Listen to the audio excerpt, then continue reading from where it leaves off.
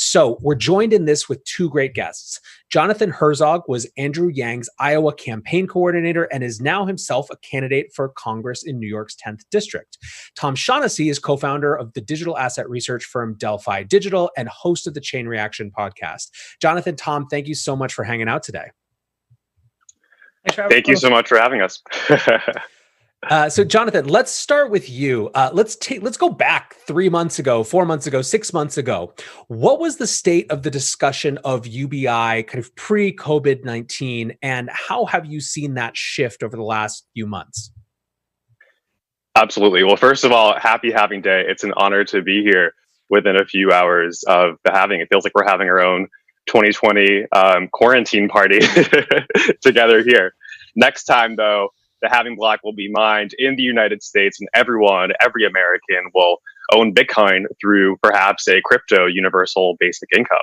But as you said, I was part of the founding team that helped build the crypto candidate Andrew Yang's 2020 presidential campaign. And certainly we can never have imagined that just 2 months after the presidential campaign was terminated, we're seeing universal basic income enter the mainstream, and has now been endorsed or supported from everyone from the Pope to AOC to Steve Mnuchin to Mitt Romney to Justin Amash, and now Nancy Pelosi, and more than 70 representatives have signed on for a $2,000 a month basic income for the duration of the pandemic.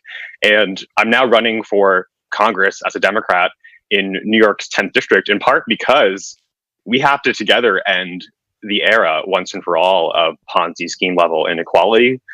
We have to together rebuild, but so many of the structural crises we're facing can't be solved through market-based solutions alone. And also because it's time to bring Bitcoin and blockchain innovation right back here to New York and to the United States.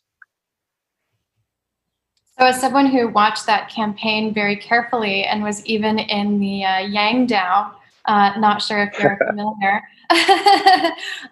one of the arguments that I really remember from the campaign trail was that automation and the increasing waterline with more automation would be creating the need for UBI. Maybe, Tom, you can start off on this one. Has the argument for UBI shifted, and where are the robots that are coming to take our jobs? I'm sorry, I just missed the first half of your question there. Yeah, sure.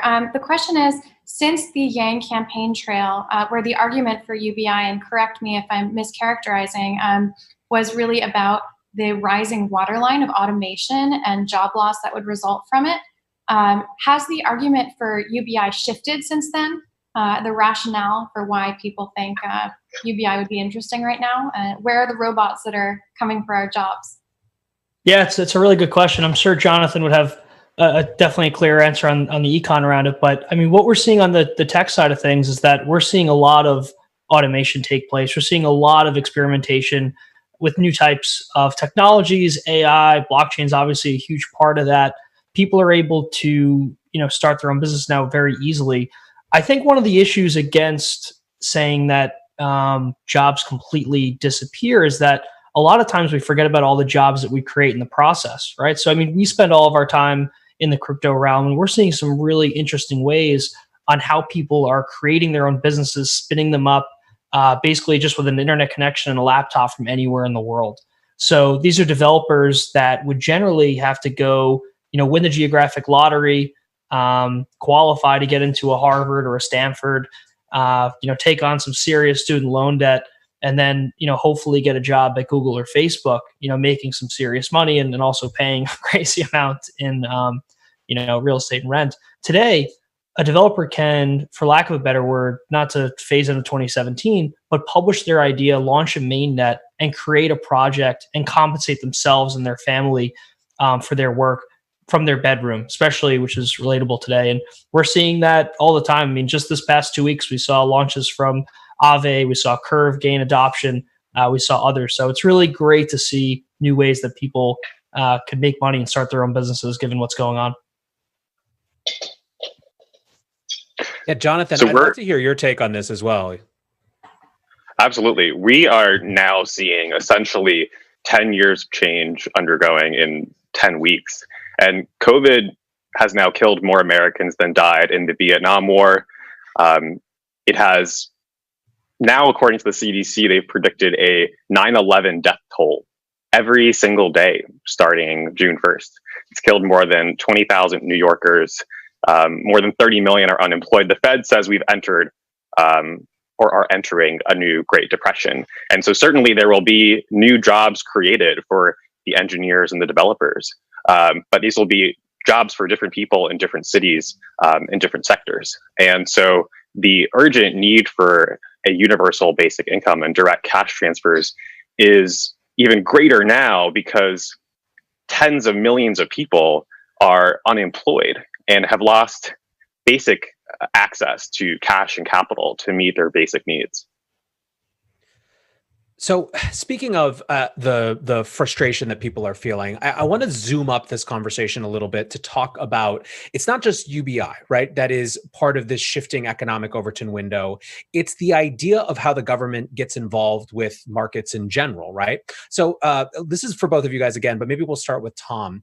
How have you seen this larger shift in economic expectations play out in the context of the American public or in the context of corporations?